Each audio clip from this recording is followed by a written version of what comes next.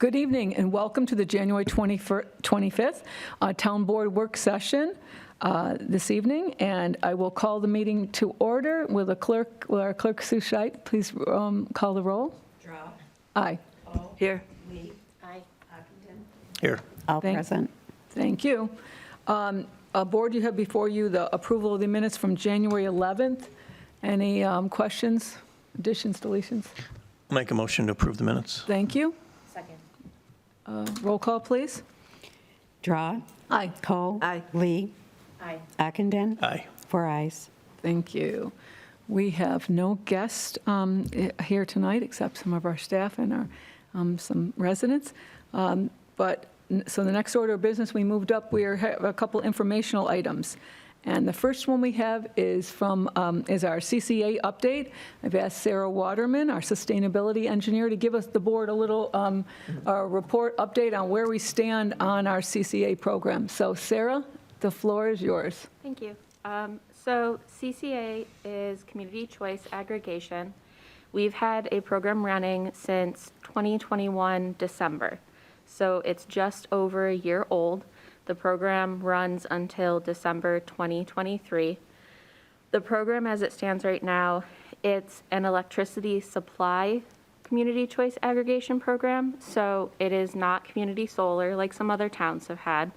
It only affects the electricity supply on eligible residents' bills with RG&E. So if you're looking at a bill, there's 4 different parts. It only affects one part of that. In the past year, there's been approximately $100, $115 savings per resident within the program. This is an opt-out program, so when it started, well, prior to it starting, we had sent out a postcard, a letter, had 2 public information meetings, and then just before it started, RG&E had a robocall to all of the eligible residents, and then there was also letters sent to those residents before they were put into the program. So those were kind of primary points where residents could have taken an action to opt out. Throughout the entire span of the program, residents still have an opportunity to opt in or opt out at no cost. For the actual details of the program, the base rate is 5.733 cents per kilowatt hour, which you can see on the screen in front of you. And that's for a 50% green mix of energy. So that takes the RG&E mix and then it inserts 50% green into that. That specifically for our program is hydro, or hydropower. For the last 12-month look back, so the term of the program, the RG&E average has been 6.97 cents per kilowatt hour, which is higher than our program has been. And that's where we're seeing savings for our residents. It's not incredibly huge savings, but it's still, it's significant at a little over $100. With that, we have had resident feedback and calls, both questions about the program, some complaints. The majority of the calls were to see if the program was legitimate or if it was kind of a scam. Yep. Just with the letters going out, residents were a little unsure. There's a lot of other companies, specifically ESCOs or community solar companies that also send mailings. So that was a lot of the calls that we got. With our administrator, Good Energy, they also received a number of calls, and they've had a lot of traffic for the Penfield CCA website. And that's what's pulled up in front of you. It's penfieldcca.com. Okay. With that, that's kind of a short summary of the program and how it is right now. I'd love to open up to questions from any of you. Do you find more people are signing up or? Okay. Yeah, Sure. So looking back at the term of the program, it looks like at the beginning, a fair number of people opted out. As the program continued, we've lost about 2% over the term of the program, so the last 12 months. And that's 2% of eligible residents. So that's the residents that opted out, on top of who opted out at the beginning. So the total rate right now is a 31% opt-out rate. Now, see, to me, that's unusual unless they don't understand there's a savings to be held. You know, they meets the press and things that are going on in these other communities. It's not us. Looking We're at doing well. RG&E bills, it's pretty confusing for a lot of people. Right.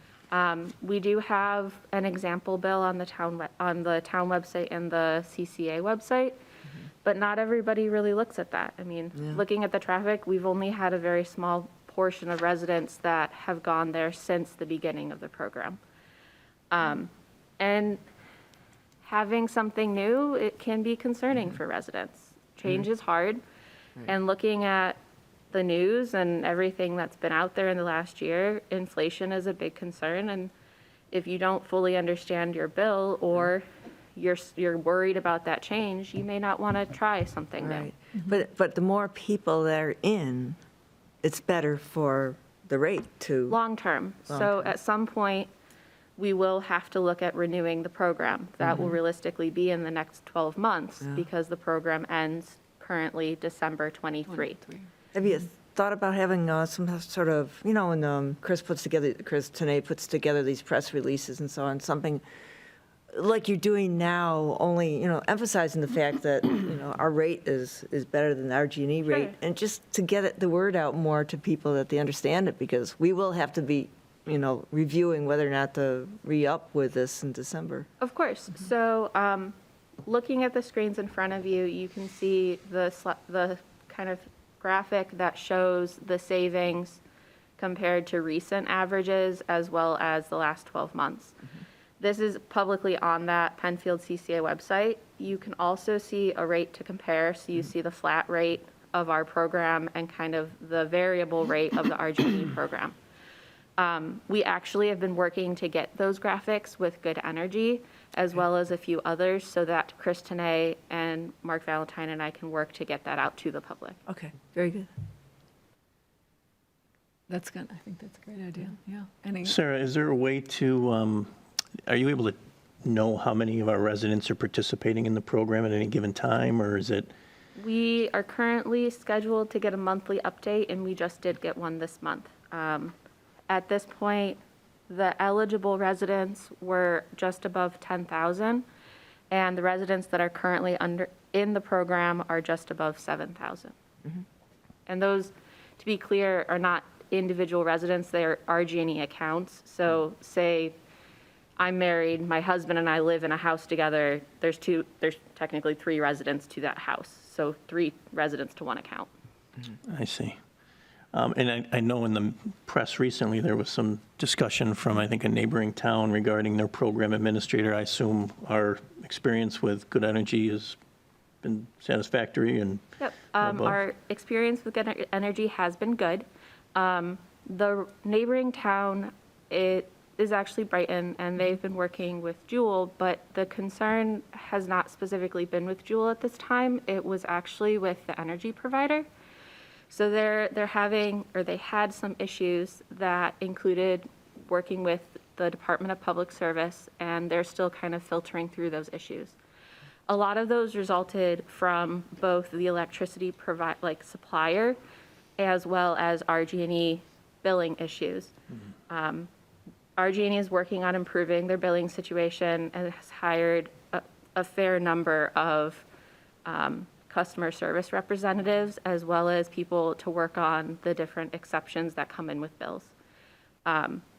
And Brighton as well as Jewel are working to resolve those other issues long-term with DPS. Thank you. and Bob, to be clear, we've gotten quite a few calls about people that are upset with their RG&E bill. Yes. And it's not, and thinking it's part, it's not part of it. Not to do with our Nothing to program, do with us, but as you've yeah. seen, it's been in the news a lot lately. yeah. Everybody's probably seeing that Sarah referred to. And the residents that have called with the RG&E bill concerns, we've actually been able to help them work with RG&E representatives to help get their problems resolved. Good. Sarah's been really on the forefront on that, so I appreciate it. Thank you, Sarah. Thank you. They've come to you for that, so. Any other questions for Sarah? Good input. Thank you so much. We'll look forward to hearing what, I'm sure we'll hear from you soon about when we're getting towards when we need to look at the program again too as well. Absolutely. And Okay. thank you for your time. Thank you, Sarah. Appreciate it. So, Next, on our informational items, maybe I'll let Mr. Lyons get to his, get over to the computer. Okay. He's back. We don't get to see him twice in one night. Thank you. So I know people are probably hearing about the new exemption for seniors. It's been on the news a little bit, and tonight Chris is going to give us, Mr. Chris Lyons, our assessor, is going to give us a little, oh, he's got a PowerPoint. Great. Yep. And tell us all about it. Thank you, sir. Okay, this past year, the legislature and the governor came up with a bill to expand the senior citizen exemptions based on income. Previously, the top rate for the income was $37,400, and the new bill would bring that number up to $58,400, thus expanding how many people are eligible for the exemption. I know Henrietta and Brighton and the city of Rochester has implemented it, as well as Monroe County, but that is all I'm aware of right now. Here's our current exemptions, all in millions. Right now, the senior exemption is about 7% of that total pie. And projected, if we raise it to 58.4, this is with incomplete data.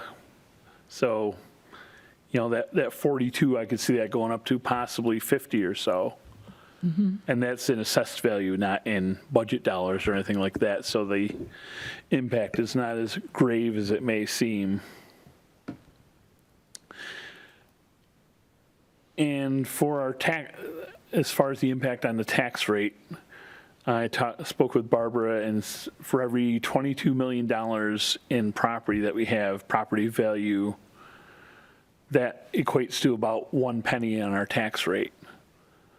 So this previous change, it's close to that $22 million number, would probably affect our tax rate about a penny.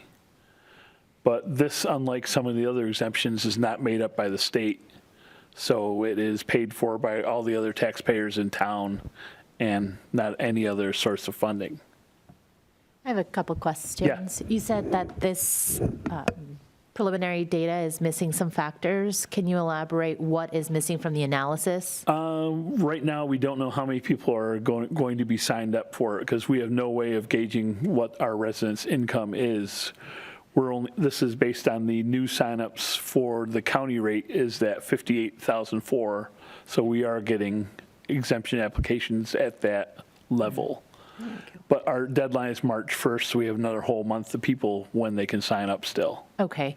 And then on the next slide where it indicates that the impact of a $22 million change in assessed value, that this would add close to a penny to the town rate? Yes. Is that the taxable? The municipal taxable assessed value, correct.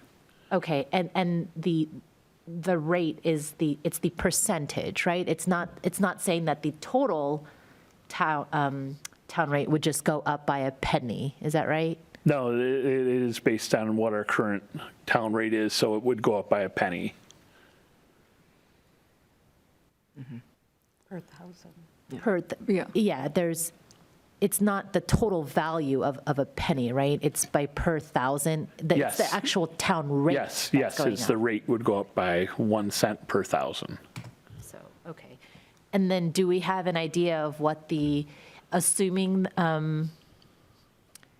that rate, or assuming this impact, what would that equate to in actual dollars projected to ours?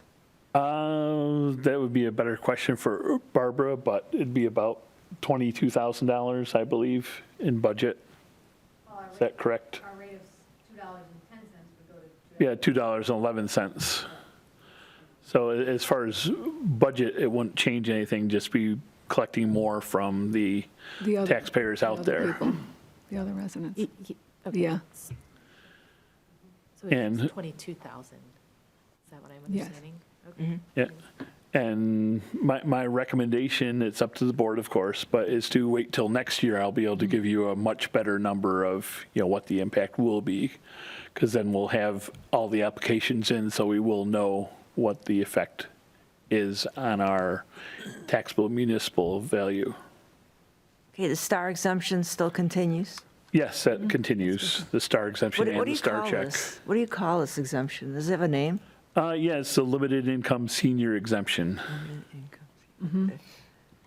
It was So pre- you could apply for both and? the Yes, it exemptions is different? completely separate from the star exemption, even Yep. though It's the good for qualifications do overlap as far as age-wise. And the age-wise is what, 65? Yeah, 65, well, it's the year you're turning 65, so anybody that's going to be 65 in December of 2023 can currently apply for it now. Very good. And there's another new law the governor just signed at end of December as far as notification, so here's a copy of the postcards being mailed out to senior citizens. I don't know, we should have gotten one. You won't get one. Well, my husband You would. you won't get one. You won't get one. It's based on the state list they give us as far as eligibility, Sorry. because, you know, we don't want to send somebody that's 22 years old and just bought a house in town this card because it's, you know, does not Yeah, apply to no them, so. exemptions in there that young. Yeah. Oh, okay, that's interesting. And that's pretty much it. Any other questions?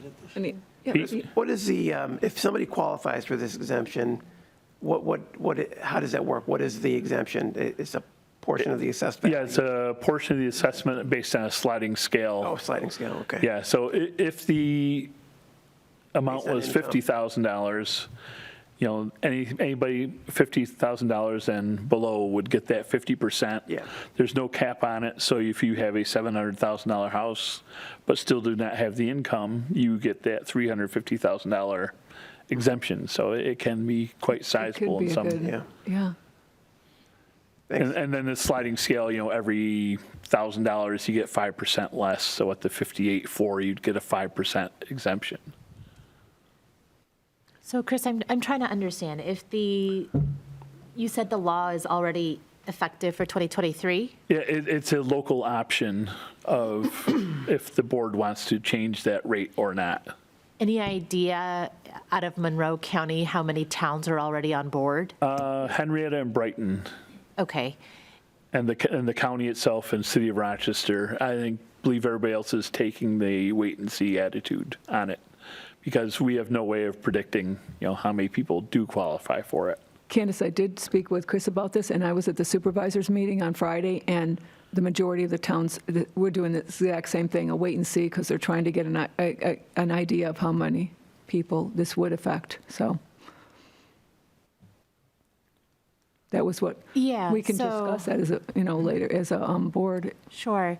Again, I'm, you know, processing the information, but I understand that we still have some factors that are still to be determined, and we haven't quite done a full impact analysis, it sounds like. Yes. But, you know, it does sound very,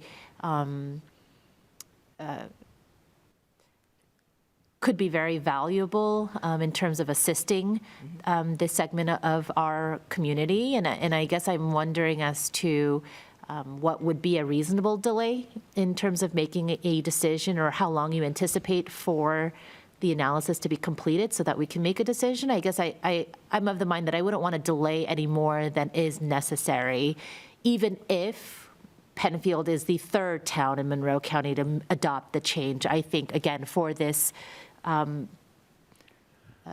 segment of our community, we should do what we can as soon as we can. Yeah, well, for this to be effective, we'd have to have hearings and a local sure, law, I understand that. in Yeah, place of by course. March 1st.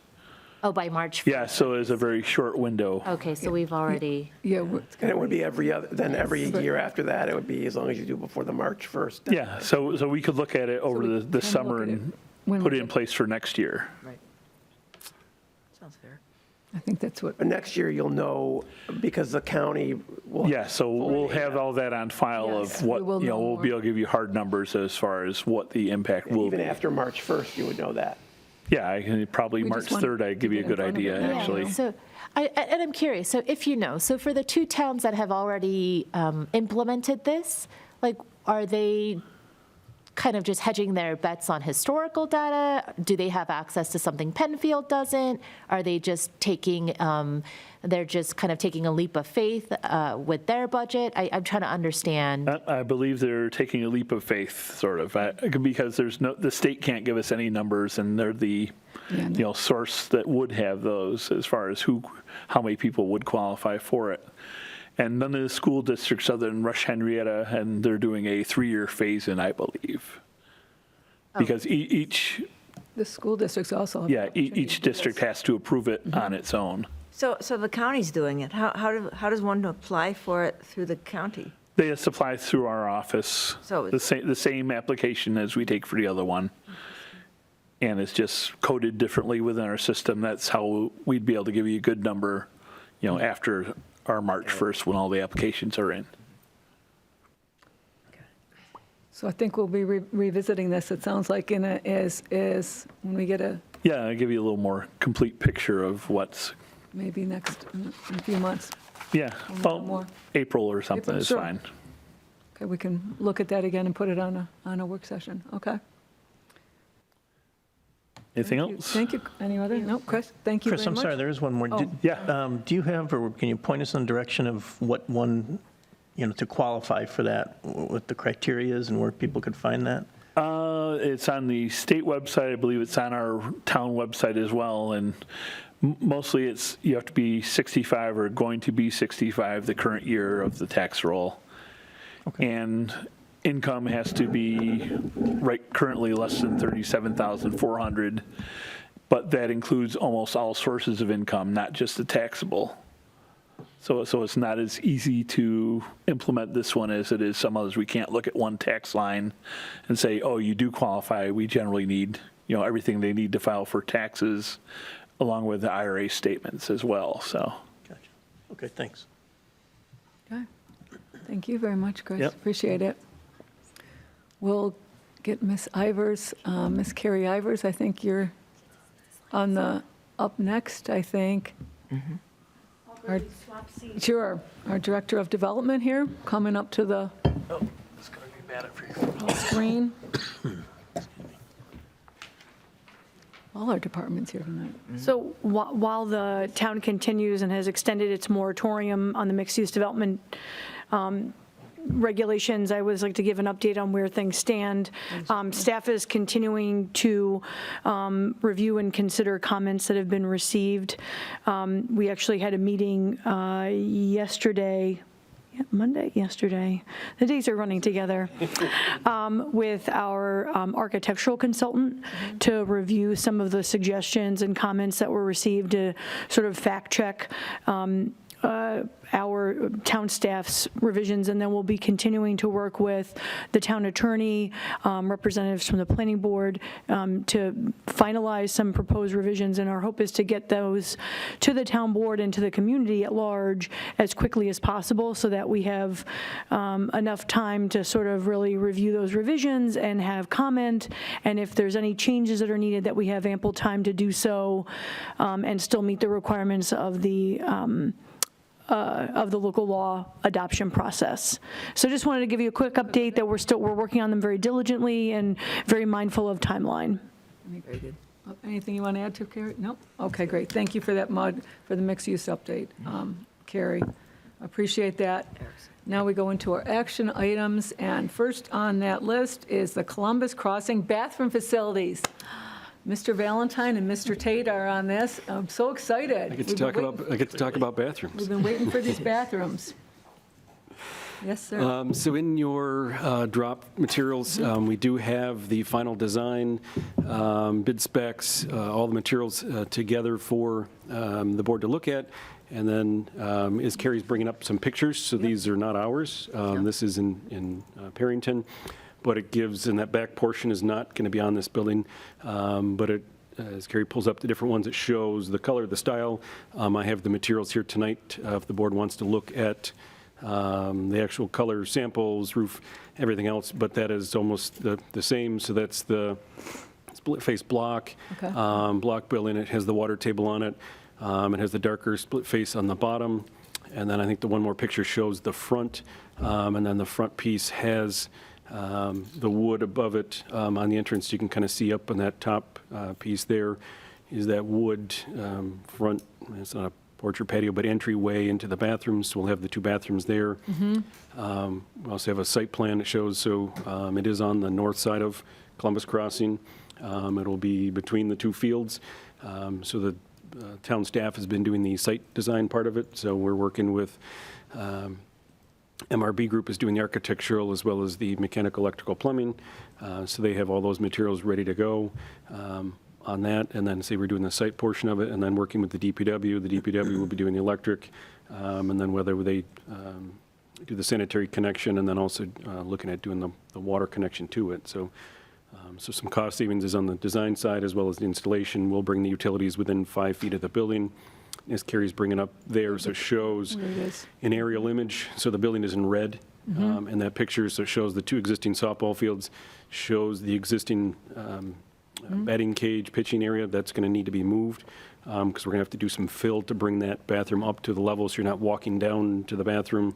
You'll come off the Columbus Crossing. So if you park on the other side of the road, you could come across. There'll be a sidewalk, then that front patio area on the shelter, or in front of the bathroom, go into the bathroom, and then there's be a mechanical room in the back, and then a small maintenance area for them. So that just shows where we're bringing the electric in. The water will be coming off of Atlantic Avenue, and then we've got sanitary there. And when we put this building on sanitary a few years ago, we had always envisioned some building being in that area, so we made sure we put in the sanitary deep enough, located the manhole so we can tie in at some point in the future. And now, that's kind of coming to fruition. Looks good. It's looking good. Mark, can you just clarify? I'm sorry, you said what is not going to be included? Those garage door pieces on the back. Okay. So the front view is going to be the same, so it's going to have that wood piece on the front that look same color, block, brick. The back will look the same. Basically, we're just lopping off the back portion when it has those storage garage pieces, so it'll cut off right before that. So right where Carrie's indicating, almost right where the downspout is. It'll cut off right there, so it'll be just the bathroom. There's no storage in it at all. There is just for mechanicals and then a little bit for mechanical maintenance, supplies. Yep. janitorial supplies and stuff. The building will be cut off between that man door Yep. and the first garage door, Right. with the man door, accessible going in for, supply storage, paper towel, toilet paper, cleaning supplies, and then kind of further back the actual mechanicals, so the water heater, the furnace, Yep. and whatnot. Good. Okay. Okay. And then there'll be exterior water service outside. I know there's been a lot of question about having water outside, accessible to people in the park, and then obviously the men's and women's room on either side. Okay, my big question always is finances. I know at one point a year ago, this building was in the 200,000. Right now, I believe our current construction cost, it's closer to $500,000. So that's for That's the a cost. small bathroom, not a storage, not everything else, but we're close to $500,000 is what we're expecting. So if the board deems to move ahead tonight, we'd put in a resolution for February 1st. So February 1st would put it out to bid. We put it in the paper. It would be available for bid on February 9th. And then from February 9th, it'd be a 3-week bidding period, and then taking bids on March 1st. So it'd be Wednesday, March 1st, taking bids, and obviously we'll see then, where we're at. But that So would we be, can hope that we'll start this in, the plan is then, as soon as we get through documents, agreements, give them a notice to proceed sometime April or May, so then they can get started and it won't be softball open for the season. summer, but it will Right. be in it won't be construction. it'll be It'll- open in the fall. Our slated would probably be late August, September. So still for softball season. End of softball, I know Kind of. it might be later, but, be in construction and then hopefully open, late summer. And I'd just like to interrupt, and our finance director, if she was up here, would be reminding Mark that there's grant funding that's offsetting the cost of $205,000 in grant funds are earmarked for this particular project. Thank you. So that offsets the town's out-of-pocket expenses. For that. It's almost like it was, only, Oh, yeah. Yeah, no, Yes, yeah, exactly. yeah. And we have made provisions within the design of this building so that it will be a year-round accessible. That's what I was just going to ask restaurant, you. yes. Everyone will be able to utilize this building. That's wonderful. Yep. Okay. Right, again, for anybody who doesn't know, it'll be in the back corner of this complex, so. Okay, would you like a motion? Sure, I'd like a to- motion So, to, motion to prepare the resolution to go out to bid? Exactly. Mrs. Cole? Sorry to jump in, I was just helping. Second. Thank you. How about a roll call vote, please, Sue? Drawe. Aye. Kohl. Aye. Lee. Ockenden. Aye. 4 ayes. Great, thank you so much. All right, next up. Okay, we're going to continue next up is the Clark Road Barn. We're going to continue our discussion at a previous meetings.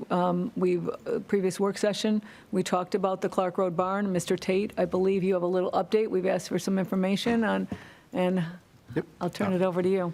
Thank you. As discussed at the last meeting, I had a chance to reach out, speak to a few companies. The two proposals that I had received back from, one being from Labella, the other from MRB, both to kind of do an existing conditions evaluation and kind of structural review of the building as it sits now, in an effort to prepare a cost estimate, an itemized cost estimate to the best of their abilities, based on kind of the current condition to make that building structurally sound. Not with the intent that it's, for any particular intended use, because the intended use is going to kind of dictate and may sway what additional needs to be done for the building, but at least it can keep it still standing. Okay. With that, both quotes, or proposals rather, that I had sent over were kind of similar and equivalent in scope. The one thing I'd like to point out is that Labella did indicate, based on their current schedule, that they are booked out, a few months. So if we wanted to go with them, they are willing and able to do such. However, it may, I guess it's going to take a little time before they can even get started. MRB seemed to be able to start sooner. Their cost was also slightly less, but both companies provided kind of the caveat that, well, they will do their best to review everything, but contingent on being able to have full access to the building, not knowing exactly what the basement looks like and how accessible that is, if it requires confined space entry, or if they feel that it's unsafe to be in there, and around that, and they're not comfortable, that they'll have to make assumptions and won't be able to provide, exact figures. With that, Would you like to read the quotes that we had from each of the? Yep, so Sure. MRB's quote came in at $6,100, and Labella came in at $7,500. So fairly similar. I did hear back from one third company, Torsia Structural Engineering. Well, I didn't receive a formal quote. He indicated that if he were to do it, that it would be at least $9,000. Okay. So there was a little bit of a range, I think MRB being the least, as well as likely the quickest to be able to get started. If that's, what the board still wants to move forward with, that would be my recommendation. Board questions on these? Any from Mr. Eric, just, Tidstone? just if you would reiterate what we will get for that, just what we'll end up with at the end. So that would be a kind of a summary of what they've identified as needing to be repaired or replaced, and then an itemized probable cost of repairs. Again, kind of speaking with both engineers, they indicated that they're not contractors, they're not bidding on it, they can't guarantee the price, and that they've seen, recent estimates, just because of kind of the market, and even material supply availability and pricing, that some of the estimates have been off by as much as 30 to 40%, but they're hoping to be much closer. I know that our last work session, we had discussed this with the board, was the recommendations were to hold a opportunity to hold a public input session so that we can hear at that time the community could give a chance to share their thoughts on not only the Clark Road Barn, also the Clark House Rehabilitation Project, which we're going to talk about after that. So, we can certainly wait and hear a little bit more about the Clark, if you have questions on the Clark House. But at this point, it probably would behoove us to look at having that public input meeting and putting this on there. If your board is agreeable on that. Any, That's fine. know you would. Yes, I would agree. I see Chirdo is also one of the presenters for this action item, so I'm not sure if it's appropriate to ask now or for action item C related to the Clark House concepts, but I'm still waiting to hear on numbers. So And the, Barbara, our finance director, Barbara Chirdo, she can, if you'd like to come up and,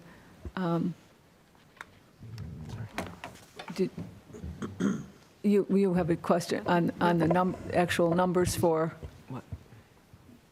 yes, so at the last work session, I was interested to hear more global numbers to make a more educated, really determination as to the finances. So you mentioned during the goals and priorities that in the last year or so, we had revenue exceeding the budget or anticipated budget. We earmarked a certain fund balance to use cash to revitalize the Clark House and ancillary. No, just the Clark House. No, but the purchase included the ancillary buildings, and so whether or not it was part of the master plan, that is, those ancillary buildings are town property, correct? Correct. So can you elaborate, please, on what is the earmarked fund balance? Sure. So as you're aware, which are obviously on our website, our financial statements, and it details our financial position, which obviously the town board approves every year when they adopt the financials. We have, within the general fund, we have what's called assigned fund balance, and that is the category in which we have money that we intend to use for capital infrastructure projects. The town board would be obviously making those decisions. What we do have we've had a capital improvement plan, again, that the town board has seen, that details what we have for needs in the community over the next 3 to 5 years. So within that assigned fund balance, as you know, the town board, starting in 2017 through 2022, the board has approved contracts with MRB and planned architects to complete needs assessments and preliminary designs for a DPW facility, the rec department, a library, a town hall renovations. We are actually working to bring forth a full picture for the town board in February, which will give you an idea of how much the facilities plan will actually be now that all the engineering firms have provided us more detail. So that being said, kind of like in your own home, we like to, within our general fund, we have an assigned fund balance for those capital investments, and then we will be bonding the balance of it if the town board decides to move forward with a facilities plan. As I said, we'll give you more details in February and really explain all the history of that and each facility, but that's a $66 million ticket item for the facilities, which our facilities have been, I don't want to say grossly neglected, but they have not kept up with the demands of the community. Everyone can speak to that with the rec center and the DPW, which we've been discussing a new DPW. As I said, we engaged BME or MRB back in 2017. So within the assigned fund balance, we have about $13 million that is assigned for those capital needs, which the town board each, as I said, we've had these needs on our capital improvement plan for several years. So we have been within the fund balance assigning that for those needs. Obviously, any decision on how the money is spent will be the town board's decision on how we want to move forward with those funds, but that is what's available on our assigned fund balance. Okay, so if I'm understanding, and if the board also heard the same thing, so in the assigned fund balance is a current total of 13 million, and that is allocated towards 3 to 5 years of capital improvement projects, some of which have already been either approved or to be presented in February. Is that right? Did everybody hear the same thing? And if all items for the capital improvement projects to be presented in February are approved, assuming all of those are approved, it is a $66 million total amount, a portion of which will be bonded. Is that right? Did everybody hear It the could same be, thing? sure. 66. It could be. It could be. All Right, this could is be. it could be. Right, it could be. So Absolutely. assuming that Sure. everything, so I am already looking at a deficit then, right? Well, we would be bonding 54 million. And We would be bonding would be going out 54 to bond. million. Okay, so And I we'd was be missing paying, that. yeah, So- we'd be using our cash to start the projects, because obviously on any, if we're building a new DPW facility or a new rec facility, obviously they're multi-year projects. You, like I said, kind of like when you're doing something at home, you're going to pay what you can in cash, you're going to be borrowing the rest, whether you're putting an addition on your house or you're buying a new car.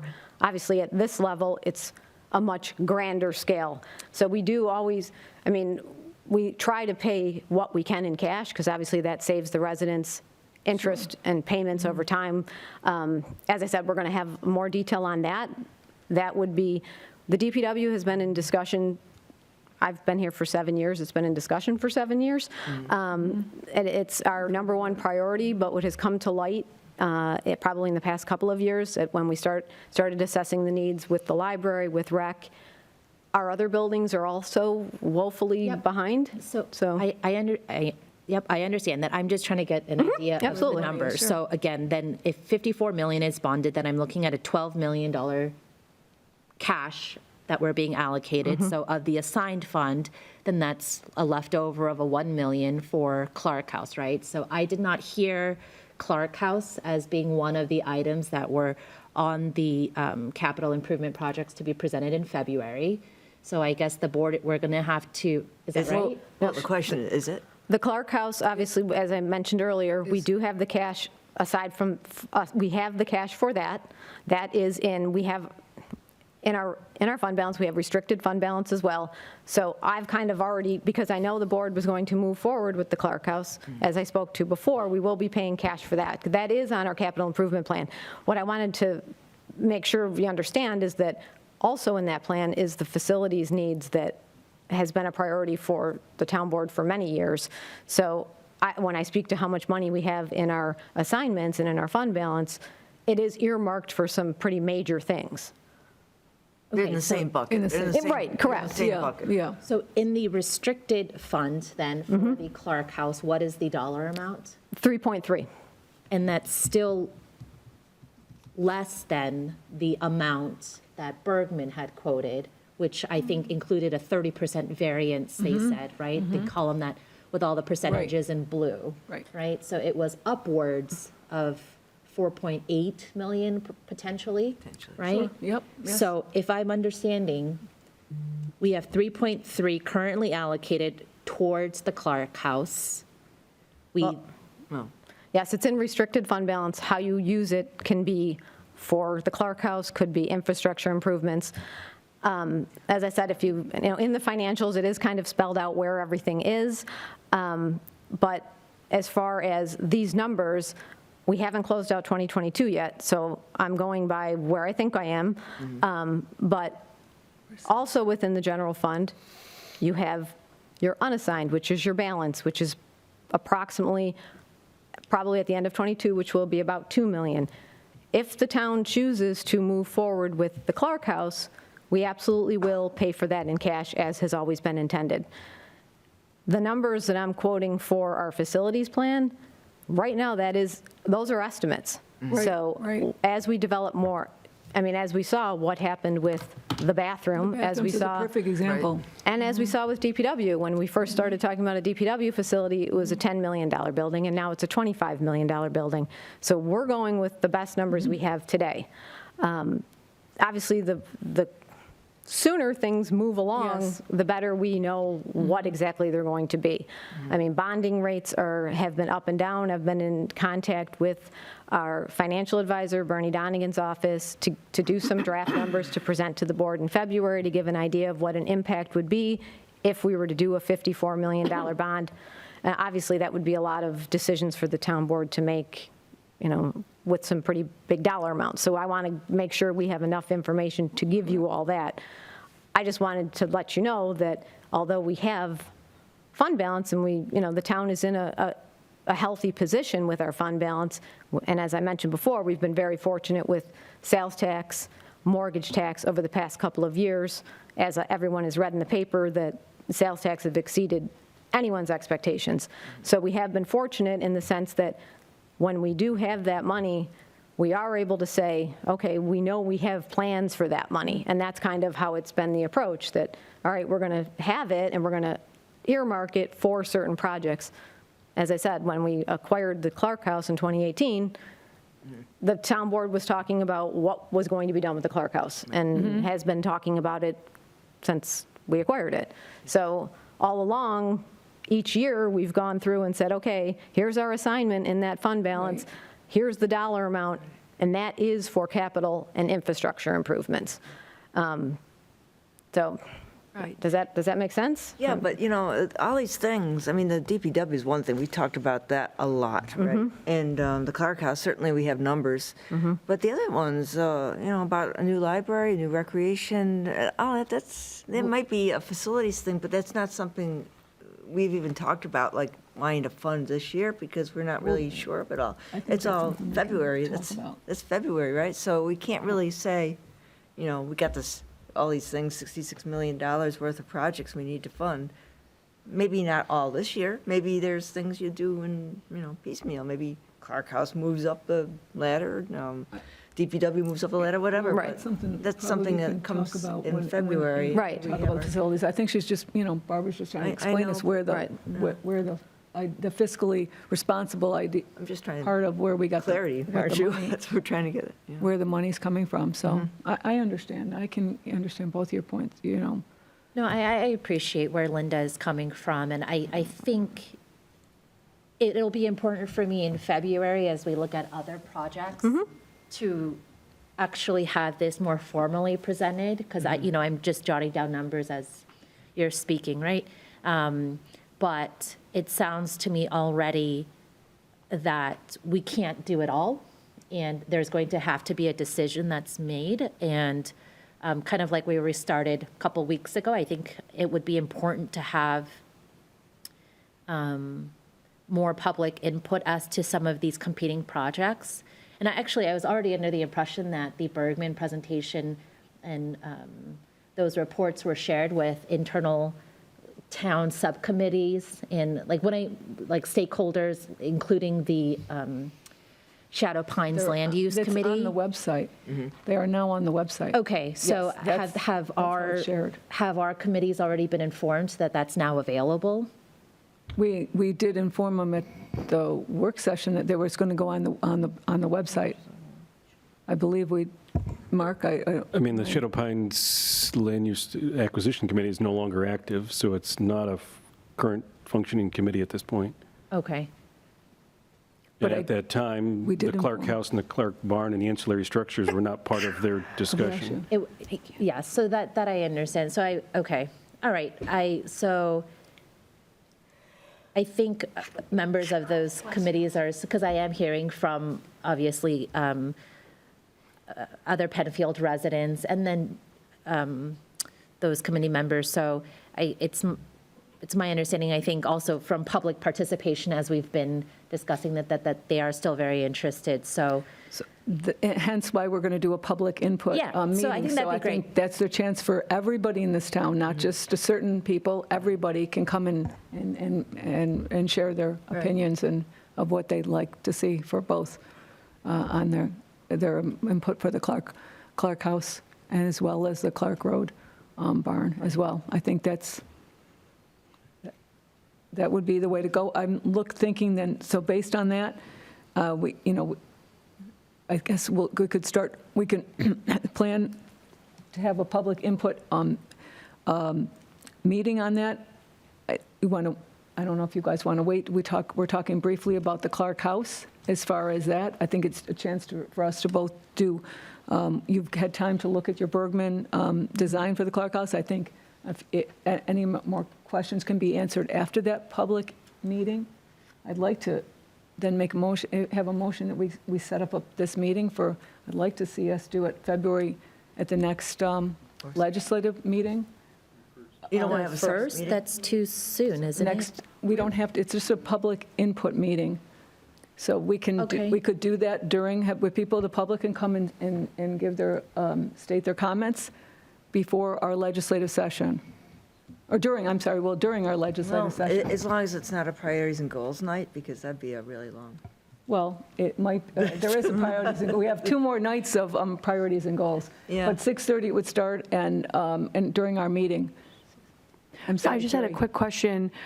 I don't know, I know legally it's not required. It's a public information meeting doesn't need to be posted in the paper. No. Nope.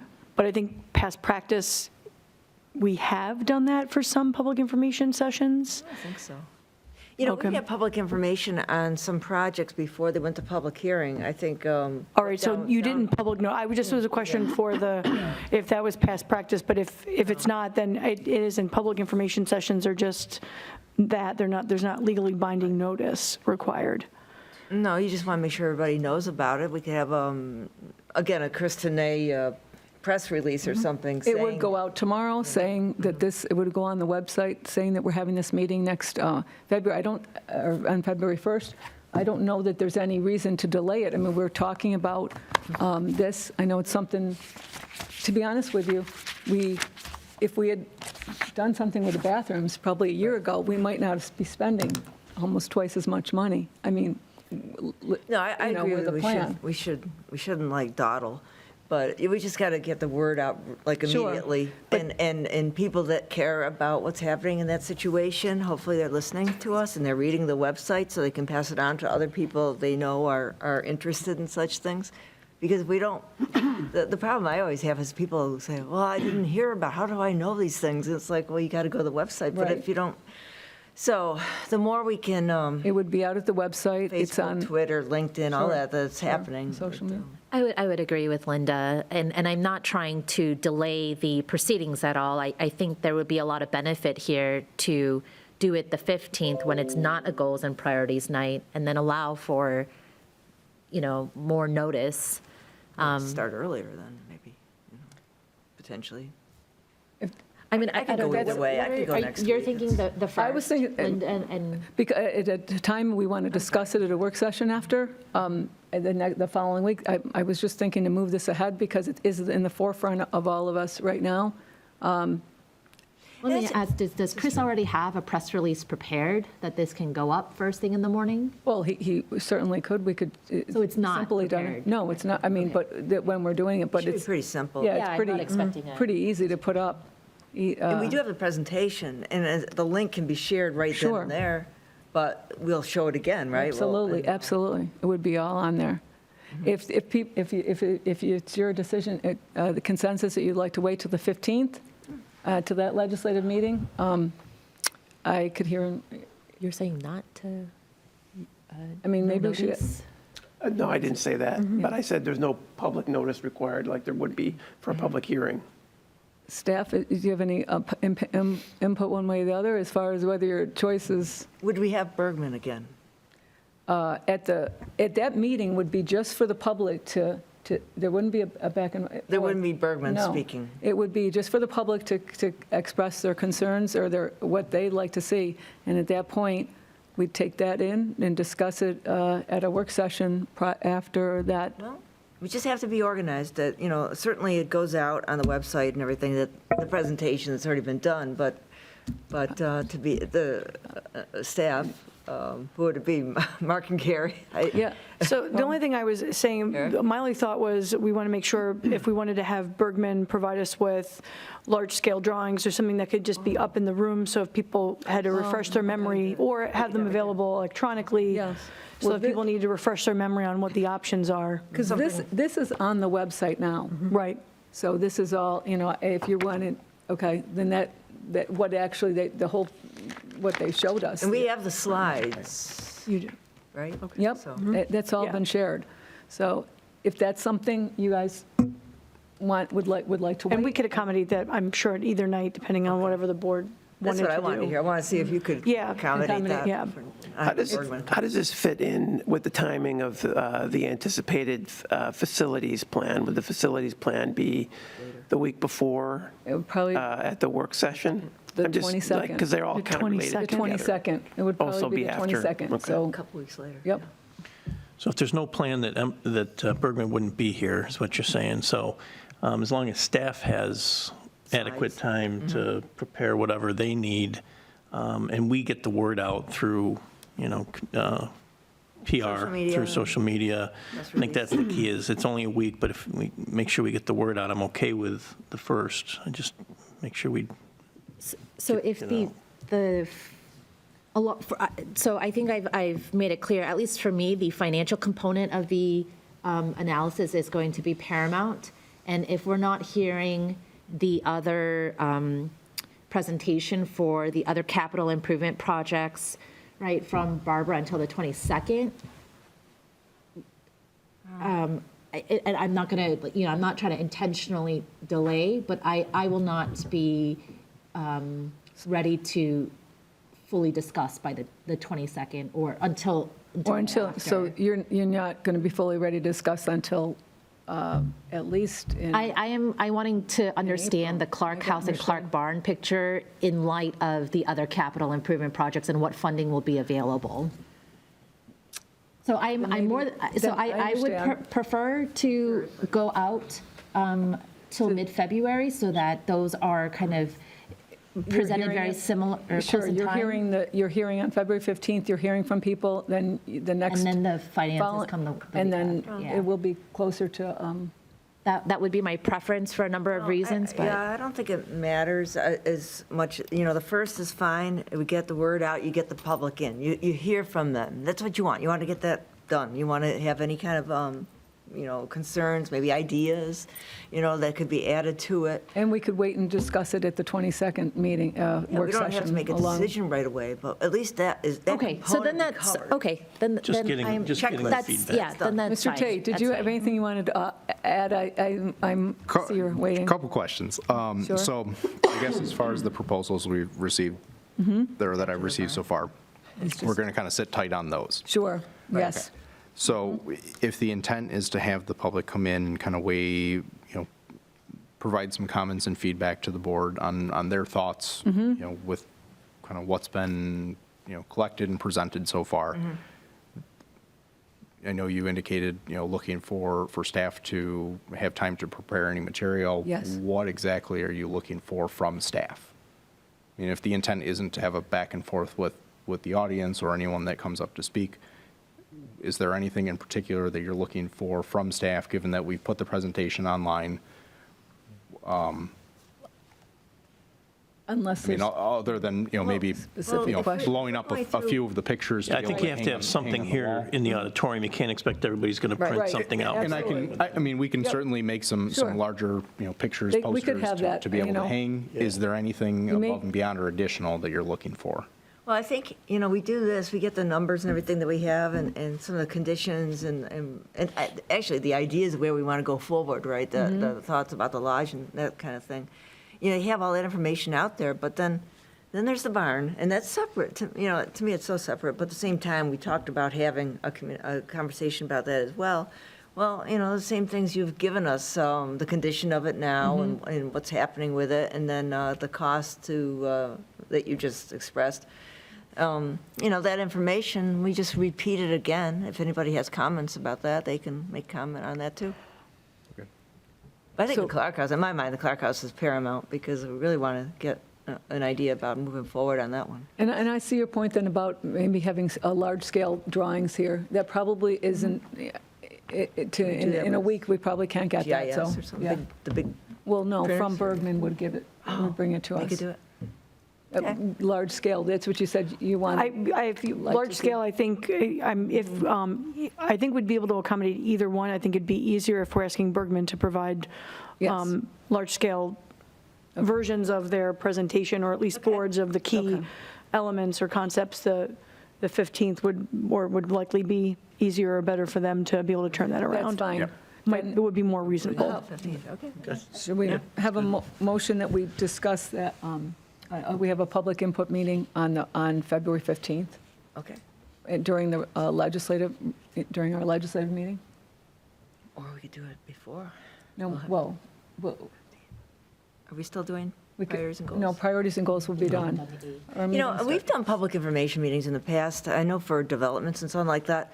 I remember, like, they'd have like things all the way across here, pictures of what, like road construction, public information meetings, we've had those. And people have gotten up and looked at the pictures and all that, and then we'd have a conversation about what it all meant. And maybe we could do it that way. If we do it that way, maybe we should start at 6 or something, have people come over and have a conversation on that before the meeting starts.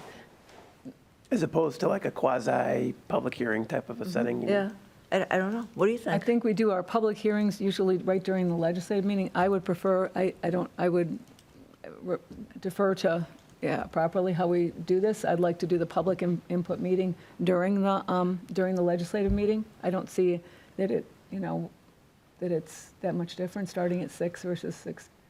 And unless you guys see something different. No, I'm just pointing out. She was just putting out another idea. Yeah. I'm Oh, open it's to been either. done. Yeah. Yeah, and I It's public appreciate- participation, really, in a public input meeting, so it's really, and people have a chance to be recorded. I think that's probably what they want to be. They want to be heard on live with their opinions. It's fine by me if we just kind of do it the way we've been doing them. No issue with that. Sound good? Sure. Is that good? Good with you? It's fine. So, Okay, I'll go ahead and make the Make motion, motion that we perfect. schedule this, please, for February 15th to hear from the public. Thank you. sounds good. Second. Thank you. And so, roll call on that? Drawe, Aye. Kohl, Aye. Lee, Aye. Ockenden. Aye. 4 ayes. So then I go to, thank you. So then, Mr. Tait, Clark House Concepts, I know we kind of got into this already, so Yep. I don't know if there's So I know. anything you want to add. And Will Bergman had brought the hard copies of the actual presentation. Yes, sir. As well as had it on the screen at their meeting a few weeks ago. I was able to get the electronic copy of that we then put on the website, same day that I emailed it out to the board as well.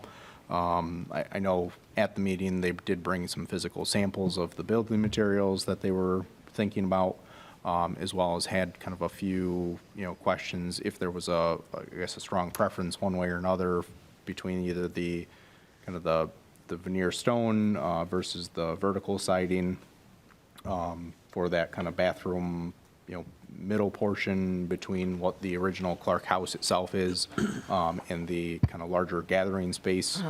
And then the other question being, It was this. if there was a preference, so that being the first one, if there was, any strong opinion or preference from the board. Carrie, I don't know, you have this one? I'm going to pull, I'm trying to go online to. These were the two, and I think there was some question if you guys, The other question that they kind of had or option that they provided was for the canopy itself for that outdoor patio Yep. area, whether it was a full canopy or if it was kind of a partial 2/3 of what that patio would be. And didn't know if the board had any kind of strong feelings. If Yeah. you I guys like have the had any partial. chance to look at the material, the sample Yes. materials I'm with they you. supplied. Yeah. The smaller of the two. smaller? Yeah, Yep. well, the partial one, like he expressed, that you can use it more, you can use it more like if you want to have people sit out in the sun, you can. It's not always covered up. And the pitch of the roof just seems to blend maybe It better does. with the original house than stretched out. It's a little bit of a cost savings, too. Yeah. Yes? You agree? Yes, I agree. You agree? I agree with that. How about the, you want to care input? one way or the I other? liked the full patio canopy, only because of increased lighting.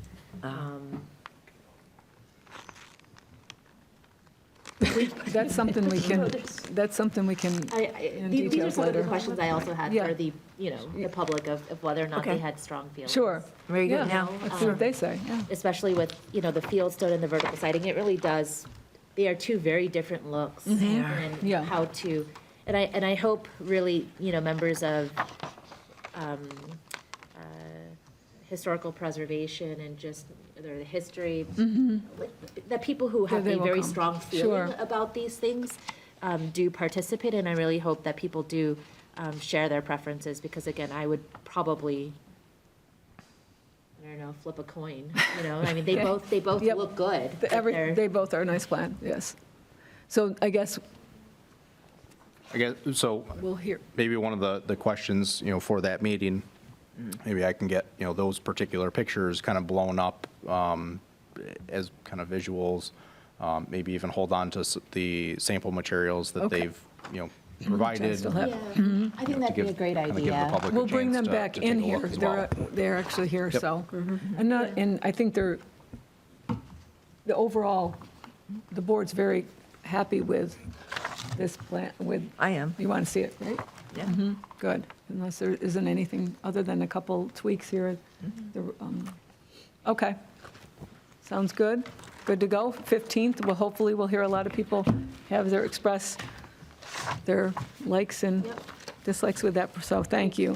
Thanks so much, Mr. Tait. Thank you. Eric, can I ask a quick question as a follow-up? On those estimates for the barn, those estimates are to give you a cost estimate to basically get a structurally sound shell, right? Not like okay. And then if you wanted to do something more, like what Bergman is proposing for the Clark House, that's a whole nother proposal. Okay. Correct. They would do a structural analysis based on the existing barn, to keep it standing, factoring in, dead loads, of essentially the weight of the building, no live loads of, people walking through Right. or any movement or any storage of anything or any, intended use. Okay. No water, no electricity, no nothing. No utilities, Right, no just utilities. the Keep it standing. the foundation Just and the base- structural framing itself. Yep, absolutely. Great, okay. Any other, you were good on that? Till the 15th, okay. Street light update, Mr. Tait. So this one's short tonight. Okay. We will have a longer conversation at a future meeting. As those of you who know, we did recently advertise for bids with the intent to move forward with an LED streetlight upgrade project. We have earmarked some ARPA funds to help offset that cost. We had a bid opening back in earlier this month for that. We did receive a few bids. I believe there were 3 or 4 for the actual products and materials themselves. I don't know exactly what happened. I know I spoke to at least one contractor, but we did not receive any proposals for bids for the actual installation services. They were bid as kind of 2 separate projects, knowing that a supply company doesn't have the staff to actually install, nor does a contractor make light fixtures in their basement. So we did do them separate. With that, we did not receive bids for the installation. Again, as I started to say, one of the contractors we spoke to somehow got the bid, the submission date screwed up and thought it was the following week.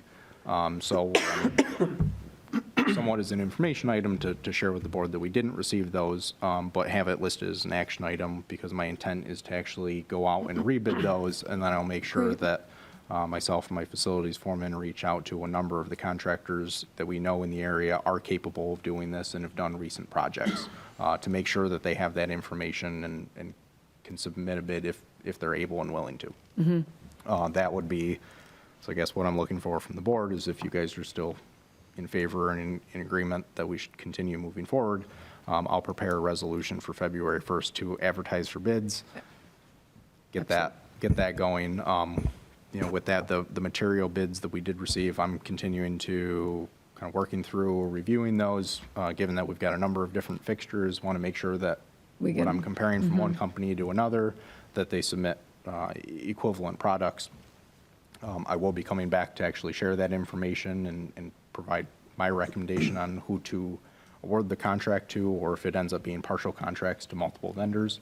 I will be back at a future meeting for that, but our saving grace is that within the bid specs, the prices that were supplied for the material or provided for the materials are to be held by those vendors for 180 days. So by the installation taking a little bit longer to get those numbers, it's not going to, I don't need to throw everything out and start all over. Okay.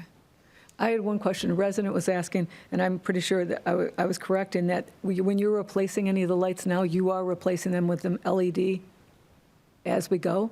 Or is that something that you can't? So if it some needs of an them- entirely new fixture, yes, it is. Yes. We are replacing with LED. Okay. If we 'Cause you can, see a different if we color can, in a little. if we can replace a particular part, whether it be a Okay. photo cell, whether it's a control board, and kind of fix parts of lights to minimize, our Sure, cost expenditure sure. right now, essentially buying us more time than we are just replacing in kind. Great, okay. Eric, I don't know if it's just me, but it seemed like there's been several replaced recently along 5 Mile Line, 441. Is the state or county doing a project at all? No, so we do own and are responsible for all of those. You may, and I've actually coordinated with Cacamese Electric to do a number of replacements for us on a list that I provided them this past fall. They've been trying to work off and take care of all of the lights that we do have out. Between timing, I know they've got a number of other commitments. They're on county contract to do street light repairs for anyone and everyone in the county, as well as some other bigger projects they've got. So they've been kind of allocating crews if and when scheduling allows to be able to tackle these. So you may see some lights working. We've been doing some ourselves, but without having a bucket truck currently, we're limited to what we can reach, from a ladder or. It seemed like there were quite a few new ones around, but I was hoping maybe it lowered your overall number we needed for the project. But I wish the county and the state would take care of those. We are responsible for all 850-some lights within the town itself. all right, thank you. A lot of lights. And Eric, just to clarify, you want to rebid for the install only? Correct. Yes. Yep. Yeah, being that they were two separate projects, I can, Do you need a motion from us on that? Yeah, I I think you Yes. do. Yes. I'll go ahead and make that motion. Second. Perfect, thank you. Roll call, vote on that? Drawe? Aye. Kohl? Aye. Lee? Aye. Ockenden? Aye. 4 Thank you. ayes. Great. And next is a local law to amend Chapter 260 due to changes in the New York State law. Ms. Ivers. We have Chapter 260 that was adopted by ordinance back in 2019, whereby the town requires registration of defaulted mortgage and vacant properties. We have a third-party company that has been actually carrying out and implementing that requirement. Due to state changes, we have to update this chapter of town code. We're recommending doing so by local law. And so I'd be issuing or asking for the board to allow me to prepare a resolution to introduce the local law, set the public hearing, so that we could move forward with bringing our local law into conformance with New York State requirements. The biggest change is that now the town can only require registration once lis pendens has been filed. The notice of pendency has to be on file at the county, not just vacancy. And certainly Pete's ready to jump in, so I'm sure I could have said that better. I think they could do it when there's a vacancy, but the difference is that this law used to apply to defaulted mortgages. Yep. And so it was a way for the town to monitor that. The state said they made two major changes to that. They said you can't, a mortgage in default, you can only require registration after a notice of pendency is filed. And then they said you can only require a fee of $75 a year. I think our fee was $300. So we're making the changes to bring it into conformity. But it will still be geared towards properties in foreclosure for the most part, but also vacant properties too. Yeah. But that are not in default, but maybe for some reason they've become vacant. You don't want it to cause blight. Yes. And so forth. Agreed. Any other questions, or you're Pretty looking? straightforward. Yep. You're looking for a motion? A motion to allow me to prepare a set up- resolution to initiate the local law process. Yes. So moved. I'll second that. Roll call vote, please. Drawe? Aye. Kohl? Aye. Lee? Aye. Ockenden? Aye. 4 ayes. We have no old business, or we have no held items. We have no old business. Any new business, on board? No. No new business. Our next work session will be February 8th, and I was set, this meeting will be adjourned here at 7:45 PM. Thank you all, appreciate it. Have a nice evening.